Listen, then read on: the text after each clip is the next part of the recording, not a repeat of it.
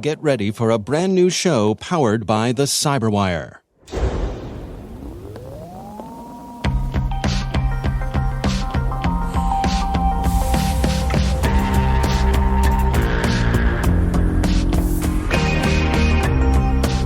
Coming June 1st, this new podcast was created by operational technology cybersecurity experts for the OT community, as well as those wishing to expand their knowledge on ICS threat intelligence and OT security strategies. Get an insider's perspective from OT leaders and operators to bridge the gap between IT and OT cybersecurity in the industrial industry. Tune in to find out who we partner with to bring you this insightful podcast.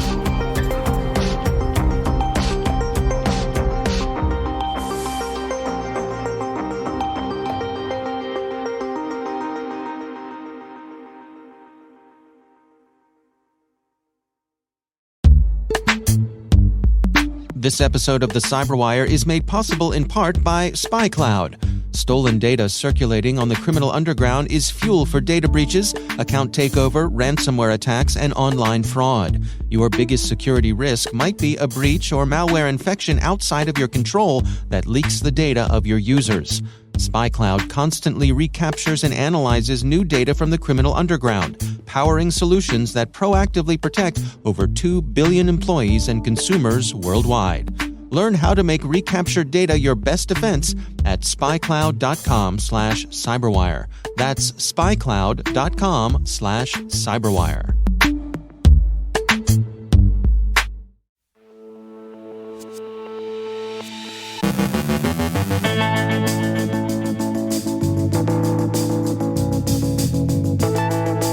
Was Conti's digital insurrection in Costa Rica misdirection?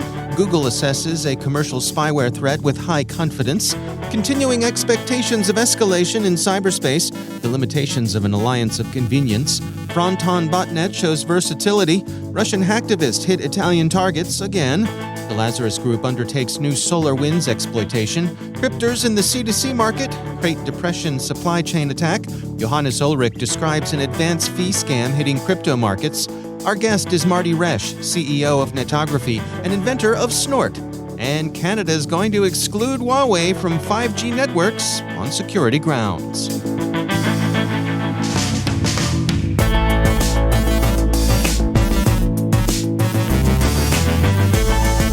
From the CyberWire studios at Data Tribe, I'm Dave Bittner with your CyberWire summary for Friday, May 20th, 2022.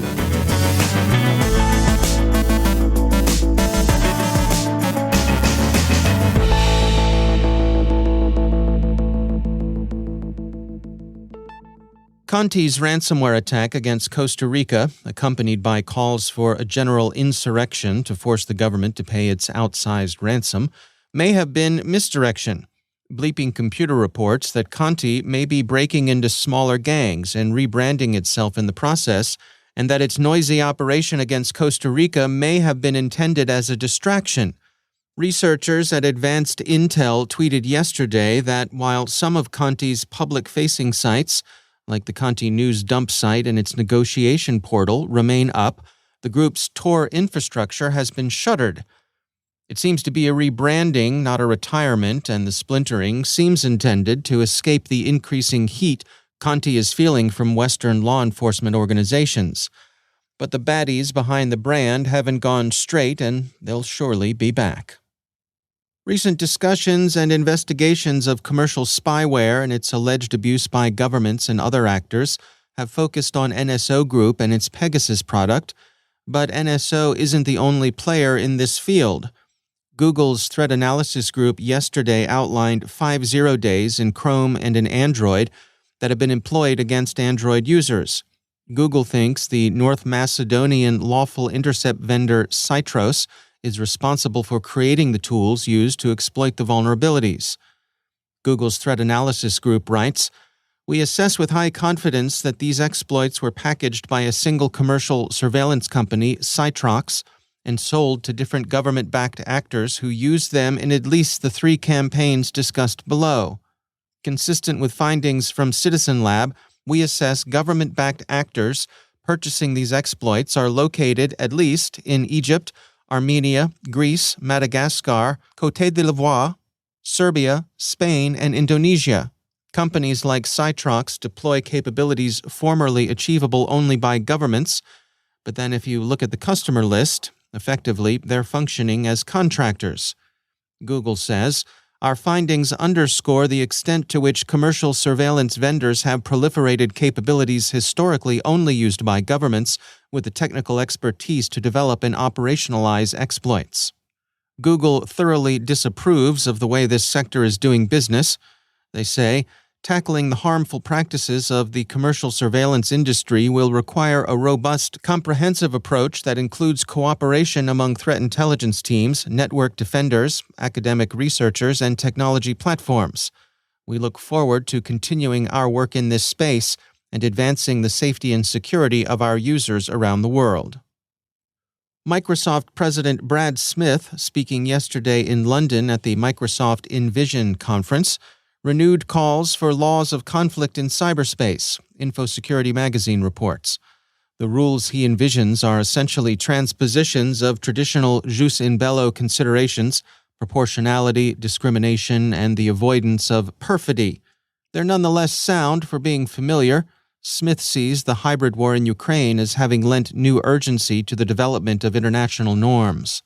The cyber phases of Russia's hybrid war have shown some correlation with kinetic operations, but less than many had expected.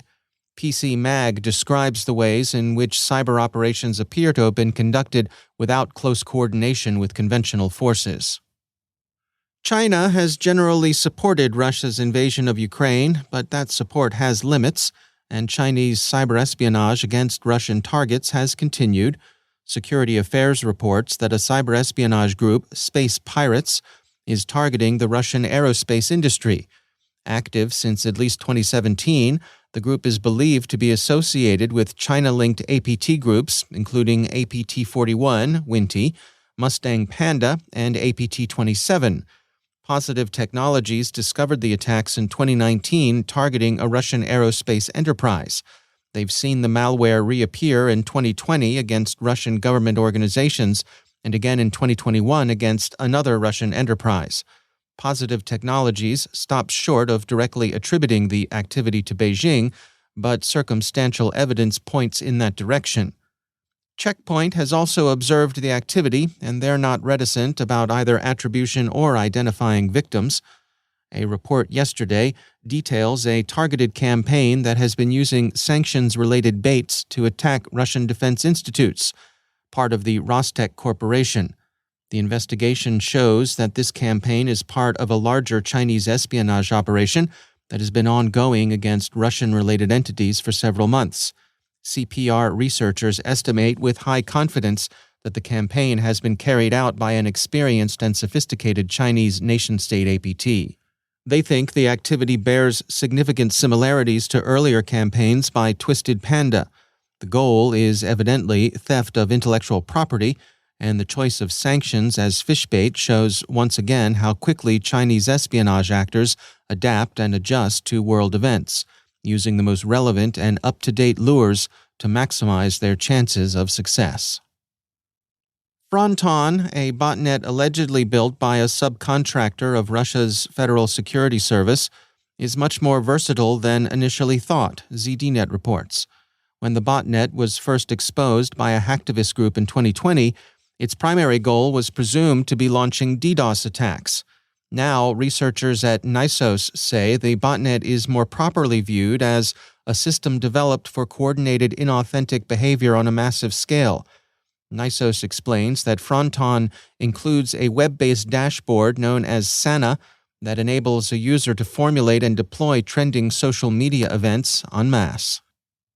Late last night, Russia-aligned hacktivists of the Killnet Group and its Legion affiliate hit another series of Italian targets, specifically websites operated by the Italian Foreign Ministry and its National Magistrates Association, Reuters reports. The group last week had conducted a similar operation against Italian organizations. Those were organized as retaliation for Russia's exclusion from the Eurovision Song Contest. The nature of the attacks hasn't been further specified.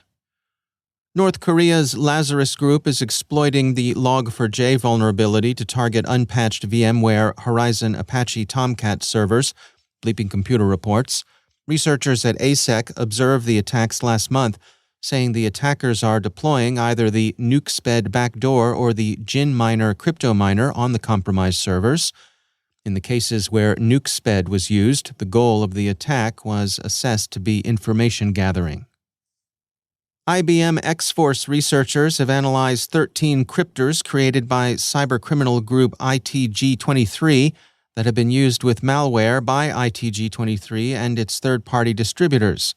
Crypters are applications that encrypt an obscure malware so that it isn't detected by antivirus software and malware analysts. One crypter has seen repeated use with the CACBot banking Trojan, with one notable appearance with the Gozi banking Trojan. X-Force found evidence that ITG-23 had been scaling up their crypter efforts by mid-2021, with some use by Emotet and IcedID malware, which suggests a possible link between ITG-23 and Emotet and IcedID operators. Researchers at Sentinel Labs describe a supply chain attack against the Rust development community that they're calling CrateDepression. They write, "The malicious dependency checks for environment variables that suggest a singular interest in GitLab continuous integration pipelines. Infected CI pipelines are served a second-stage payload. We have identified these payloads as Go binaries built on the red teaming framework Mythic. Given the nature of the victims targeted, this attack would serve as an enabler for subsequent supply chain attacks at a larger scale relative to the development pipelines infected. The campaign appears to use some social engineering." Sentinel Labs said, "We suspect that the campaign includes the impersonation of a known Rust developer to poison the well with source code that relies on the typo-squatted malicious dependency and sets off the infection chain." And Reuters reports that Canada will join the other members of the Five Eyes in banning Huawei from its 5G infrastructure. Industry Minister François-Philippe Champagne said, "We intend to exclude Huawei and ZTE from our 5G networks. Providers who already have this equipment installed will be required to cease its use and remove it under the plans we're announcing today."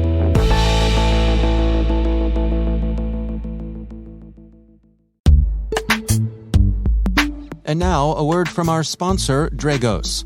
PipeDream, the seventh known ICS-specific malware, is a new modular ICS attack framework that could disrupt, degrade, and possibly even destroy industrial environments.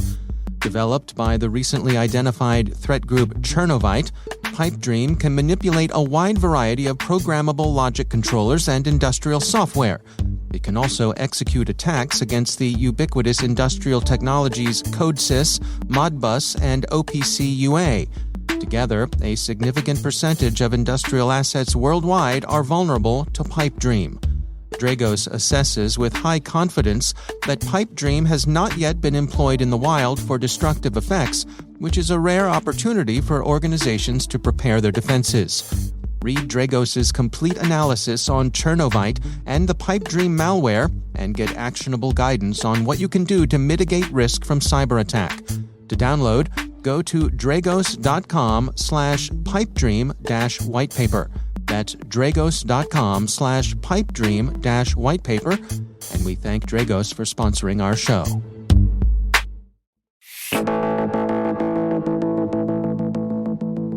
Marty Roesch is CEO of Netography, a network security company that's looking to take on the challenge of today's distributed, dispersed networks and users, what they refer to as the atomized network.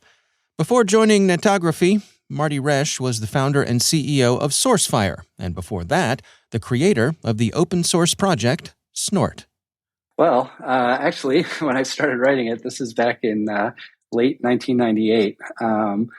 I was just doing it as kind of a rainy days and weekend project. I was using it to monitor my home cable modem, and I was basically teaching myself security because, back in the 90s, if you wanted to be in cybersecurity, you basically, you taught yourself.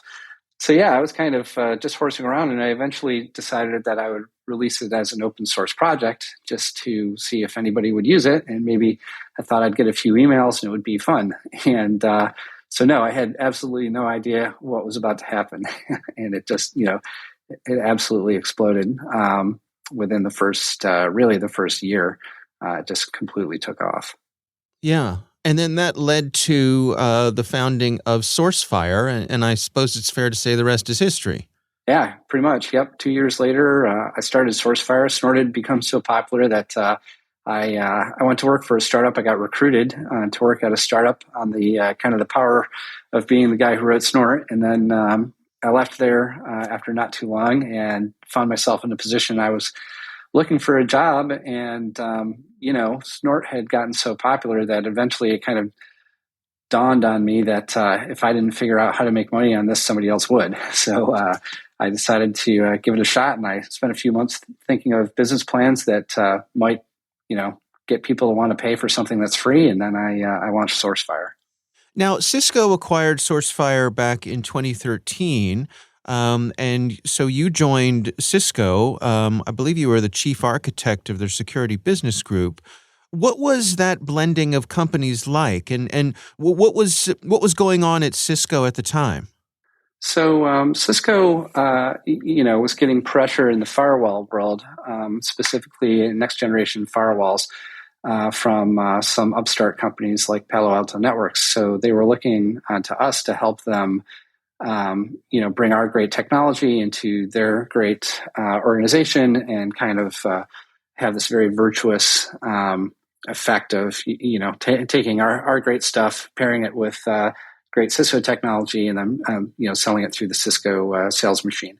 I learned all sorts of really interesting things when I got there, because it is such a big company and it is such a big business. The firewall business alone was 3 times the size of SourceFire's business when we got there, so it was a little bit humbling. So it was really a fascinating place to work. Now, today you are CEO of Netography. Can you give us some insights there? I mean, it strikes me that with the success that you had, you were probably in a position to be able to choose what you wanted to do next. What drove this decision? I started talking to Barrett Lyon, who's the co-founder and was the CEO of the company, a little over a year ago about joining the company. And I did have a lot of optionality. So I was trying to figure out if I wanted to join, why Netography? Why would I want to join Netography? And what the company has built is this network metadata analysis platform. And, that's a lot of big, juicy words, but what does it mean practically? Well, practically speaking, what we're able to do is we're able to take information from the network about the network and kind of figure out what you've got, what it's doing, what's happening to it, attacks that we're seeing, and the effects of attacks that are taking place in the network environment. And we do it without having to deploy any hardware or software. So what that means practically, if you think about network traffic like, envelopes with letters inside of them, the envelopes have addresses on them. They go from point A to point B. Then the computers open up the envelope and read the letter. That's kind of the way packets on networks work, kind of very basically. Mm-hmm. And the problem is that the letters are going to be encrypted. So we could still see the envelopes going back and forth, but we couldn't see what was inside them anymore. And, that breaks Snort and a lot of other technologies like Snort when that happens. Well, one of the fundamental premises that Zero Trust is built on is we're going to encrypt everything out of the gate. And to decrypt it, you have to be authorized to be there. So that's one of the primary enforcement mechanisms for doing this. Well, that's really bad for anything that does deep packet inspection because it effectively blinds it. So we knew about this back in the Cisco days.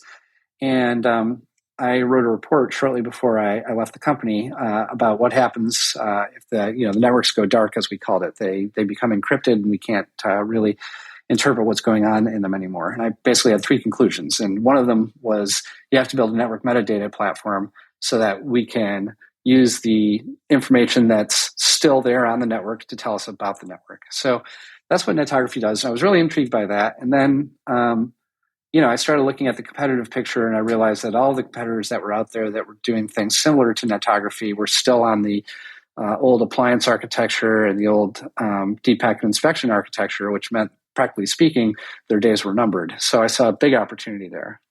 Getting your start when you did, and I guess cybersecurity is one of those industries where, the success of Snort starting back in the late 90s qualifies you as technically being an old timer. What have you seen in terms of change? I mean, the professionalization of the industry. I mean, what are some of the things that strike you? Well, you can actually learn it in a university now, so that's new. You don't have to just teach yourself. It's still really good to sit down and get hands-on experience with how attack and defense work, and how risk management works, and policy, and all the other pieces of the puzzle. So that's changed a lot. It's been much more professionalized. The tools have gotten more sophisticated. The problem has gotten a lot harder too, because more and more stuff runs software these days. Every place there's software, there's opportunity for bugs that are security bugs, and it never goes away. In fact, it just gets bigger and bigger because the problem gets bigger and bigger as people, deploy software and do all the other things that we like to do. As the Andreessen Horowitz guys say, software is eating the world. Well, that's like permanent employment for security people. That's Marty Roesch from Netography. There's more to our conversation. In fact, you'll find extended versions of many of our CyberWire interviews over on CyberWire Pro on our website, thecyberwire.com.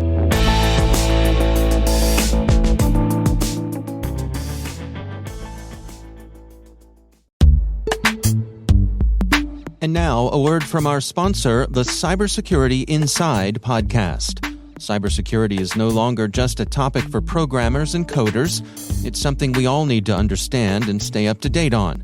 That's why you should check out the Cybersecurity Inside podcast, an incredible resource to learn about current cybersecurity issues, emerging technologies, and ways to navigate this rapidly transforming landscape. On Cybersecurity Inside, hosts Tom Garrison and Camille Morhart talk with industry leaders about important, timely security topics, from the latest security breach to blockchain and NFTs, breaking things down so it's easy to understand. Whether you're a CISO, security expert, or just want to know more, the Cybersecurity Inside podcast will help you become smarter about cybersecurity. Visit cybersecurityinside.com/cyberwire today to listen to the latest episode. Or search for Cybersecurity Inside wherever you listen to podcasts. And we thank the Cybersecurity Inside podcast for sponsoring our show.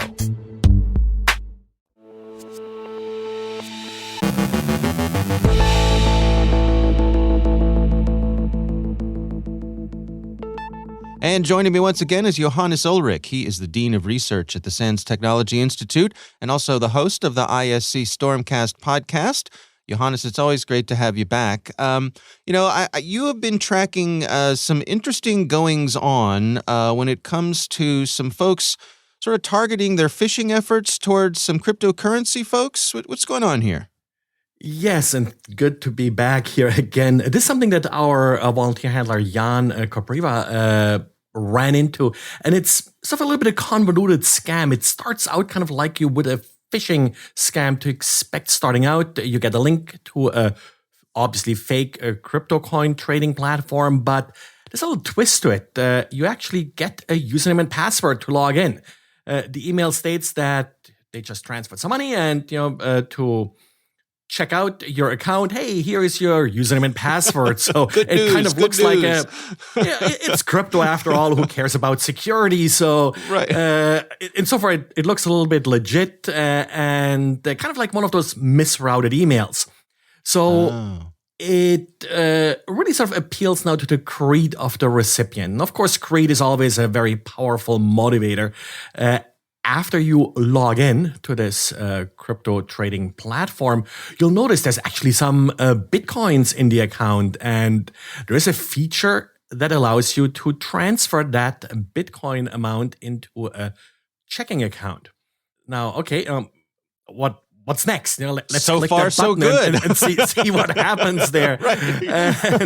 And, so you click the button, you want those Bitcoins, but there is a little hitch here. While there's a pretty good amount of Bitcoins in the account, something sort of short of 30 Bitcoins, they tell you, hey, we actually have like a minimum amount that you need to withdraw, which is 30 Bitcoins. And And that's where the scam now starts, where they're telling you, hey, just top up your account and we'll make sure you get those 30 Bitcoins. So what are you going to do? They're giving you the quick QR code where to send the Bitcoin to in order to top off your account, and off your Bitcoins go, never to be seen again. Huh. So is there 29.5 Bitcoins in there and you have to top it off? There's something close to it, yeah. Because they want to make sure that the amount you need to top off is small enough where people typically have that sitting around in their wallet. 30 Bitcoins is, even at today's prices, still more than most people have sitting in their account. Mm-hmm. They also go initially through a little validation where they sort of transmit 0.00001 Bitcoin, or at least they claim to verify that your account is working. So they make you jump through quite a few hoops here to get to your Bitcoins, but all kind of in an effort to make sure that you sort of stick with them. You actually give them a valid address later in order to transfer your Bitcoins from. Now, if you are someone who's trying to make your way through this, if you look at the Bitcoins that they're offering up as the lure, are they legit? Could you go look up and check to see, is this a real, is the lure that they're using, a real source of some of these funds? I don't know if that Bitcoin actually is. I doubt they exist. I doubt these Bitcoins exist. I'm not sure if they actually give you the actual account ID, that's the public key here where these Bitcoins are sitting. They obviously give you then a public ID as they're asking you for to transfer the money. I haven't had a chance to look into that to see if that's if there's actually something short of 30 Bitcoins in there, or how many people actually transferred money to it. That would be another interesting thing to look at. Yeah. No, it's an interesting technique for sure. I mean, obviously the suggestions here are check yourself when you're feeling a little bit greedy, right? What else? Yes. I think that's really it. It's one of these typical advanced fee scams where the attacker wants a little bit money in order to give you a lot of money, and the lot of money you're supposed to get is usually not there. And also there's always this a little bit illicit part that sort of will prevent you asking for help from others to check whether or not it is valid. I compare it always to the good old parking lot scam where someone says, hey, they found this big wallet of money for $50. They'll tell you where it is, kind of. And people fall for that as well in the real world. And it's always greed plus that illicit aspect where basically makes it less likely for people also to complain if they fall for it. Right. And they count on your embarrassment to not check in with law enforcement. All right. Well, Johannes Ullrich, thanks for joining us.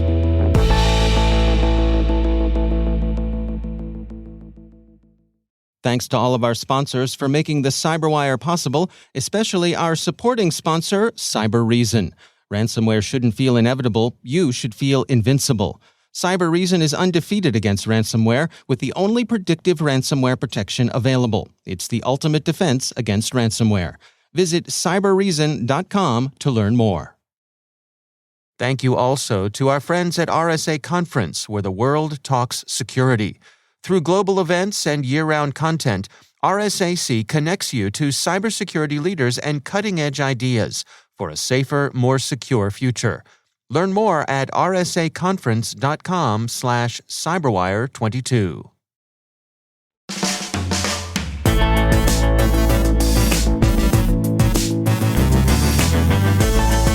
And that's the CyberWire. For links to all of today's stories, check out our daily briefing at thecyberwire.com. Don't miss this weekend's Research Saturday and my conversation with Yanir Sarimi of Orca Security. We're discussing AutoWarp, critical cross-account vulnerability in Microsoft Azure Automation Service. That's Research Saturday. Check it out. The CyberWire podcast is proudly produced in Maryland out of the startup studios of Data Tribe, where they're co-building the next generation of cybersecurity teams and technologies. Our amazing CyberWire team is Rachel Gelfin, Liz Irvin, Elliot Peltzman, Trey Hester, Brandon Karpf, Eliana White, Haru Prakash, Justin Savy, Tim Nodar, Joe Kerrigan, Carol Terrio, Ben Yellen, Nick Valecki, Gina Johnson, Bennett Moe, Chris Russell, John Petrick, Jennifer Iben, Rick Howard, Peter Kilpie, and I'm Dave Bittner. Thanks for listening. We'll see you back here next week.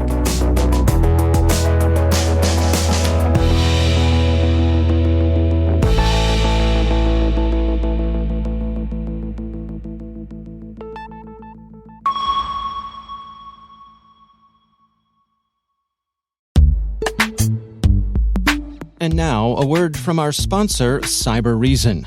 They're out there, and they're coming for you. Ransomware attackers, sophisticated criminal armies bringing organizations to their knees and costing companies millions. But ransomware shouldn't feel inevitable.